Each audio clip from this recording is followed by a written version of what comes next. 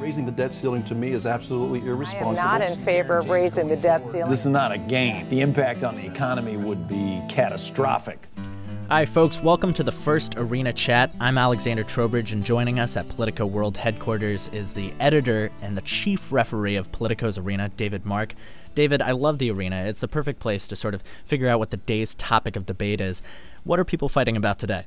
The big topic du jour is the debt limit and the need to raise the debt limit awfully soon. House Majority Leader Eric Cantor is saying there will be no deal, no raising of the debt limit unless there's also spending cuts, budget reform, something else. All right, well, to draw the battle lines for us, we're joined by Mike Fraioli, a Democratic consultant, and Andy Roth of the anti-tax group Club for Growth. We'll start with Mike. Mike, thanks for coming on.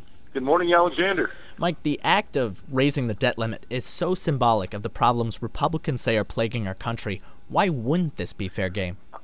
I mean, I guess they would be fair game to use in a debate, but the reality is, or seems to be, that this is a very, very serious matter. And I read the article this morning in Politico where Eric Cantor is talking about, you know, it's either his way or the highway, basically. And, you know, it seems to make Wall Street a little bit more than nervous. And so we've never been in a situation where we refuse to extend the debt ceiling. And I don't know if anybody really knows what's on the other side of that. Mike, it's interesting that Eric Cantor seems to be freelancing a bit here. He seems to have gone out on his own with this debt ceiling approach. Do you think this is a way of trying to distance himself from Speaker John Boehner, knowing that Mr. Cantor may have designs on the speakership himself at some point? Well, I mean, it's to repeat, I guess, what I wrote earlier this morning, and it's absolutely a shot at Boehner. And Representative Cantor seems to be trying to get more credibility with the Tea Party folks. But I think it's a dangerous game. I mean, I think you're telling people that, you know what, we're going to do this. We're going to refuse to extend the debt ceiling unless the president agrees with us. And, you know, you hold out promises that you can't keep. Or if you do keep them, what happens to the country? Mike, this is going to be a topic of debate until they do hold that vote, and I want to thank you for coming on and for weighing in on the Arena. You're welcome, and thanks for the invitation. So for another perspective on this debate, we're joined by Andy Roth of the anti-tax group Club for Growth. Andy, as David mentioned, the big topic of the day is the debt ceiling. And pretty much every time this has come up, when people talk about not raising the debt ceiling, they pretty much describe it in apocalyptic terms. If that's the case, are Republicans playing with fire here?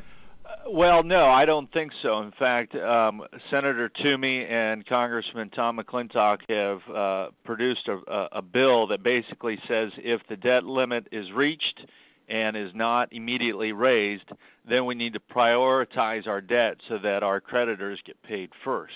This is a nice signal to Wall Street and the rest of the world that we're not going to default. And even if this bill did not pass, remember, tax revenue is still coming in the door. The American economy is still going on. People are still paying their taxes. When the debt limit is reached, the government is essentially cutting up its credit cards, if only temporary. So cash is coming in and no deficit spending is occurring. That's actually a good thing, and that actually strengthens the American balance sheet. So I don't think that we have to worry about default unless we continue for a long period without raising the debt limit and not cutting spending that we need to eventually do. Andy, in your Arena post, you mentioned that you think Republicans, led by House Majority Leader Eric Cantor, have the leverage right now. They hold the cards in this debt ceiling fight. Could you explain why that is, please? Sure thing. Well, first of all, the American public demonstrated their absolute opposition to the big spending ways of in November, not just of the 2 years preceding that, but I think for the last 10 years things have gotten off the railroad tracks. Republicans and Democrats are to blame for that, and I think they elected this freshman class with a purpose to say, stop the spending binge, and that's what they're going to deliver at this debt ceiling debate. Plus, when you look at just the polls, there is remarkable opposition against raising the debt ceiling. one of the latest polls I saw showed that only 16% of Americans support raising the debt ceiling. Second, our group, the Club for Growth, and I think a lot of people on Capitol Hill are coming around to the idea of supporting a balanced budget amendment as a way to exchange a modest increase in the debt limit.